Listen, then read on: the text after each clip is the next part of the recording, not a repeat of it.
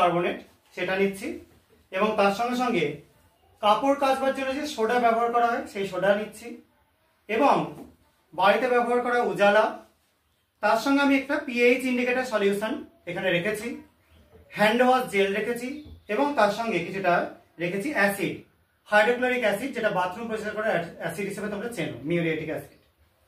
যাই হোক, আর এখানে দুটো আলাদা আলাদা কনিক্যাল ফ্লাস্ক রয়েছে। তো প্রথম ফ্লাস্কটার মধ্যে আমরা একটার পর একটা জিনিস নিচ্ছি।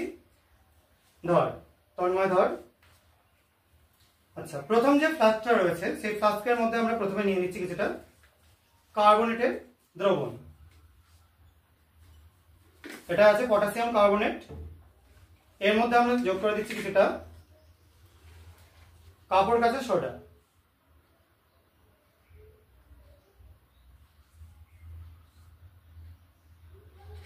এবং যোগ করে দেবো কিছুটা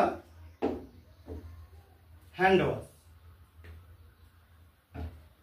এবার এটাকে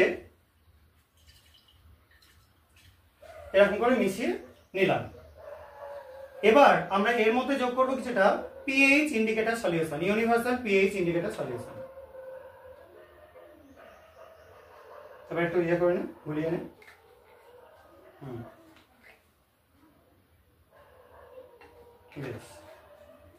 দেখো, ইন্ডিকেটর সলিউশন নেওয়ার পর এটা নীলচে বর্ণ হয়ে গেল।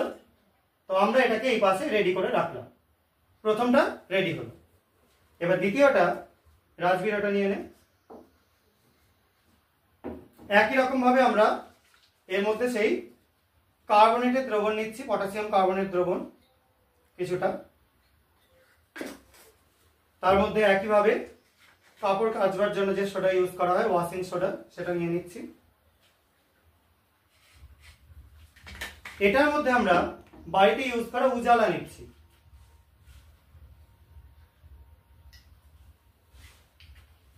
দেখো, এটা একটা গাঢ় নীল বর্ণের দ্রবণ তৈরি করলো। সবাই নিশ্চয়ই দেখে বুঝতে পারছো। দুটো দ্রবণের বর্ণ কিন্তু আলাদা আলাদা, একটা হালকা নীল, একটা গাঢ় নীল।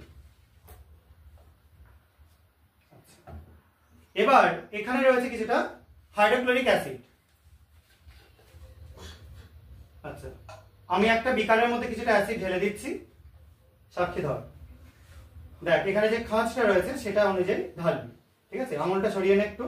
হ্যাঁ, এরকম করে ধর। ধরে শুধু প্রথম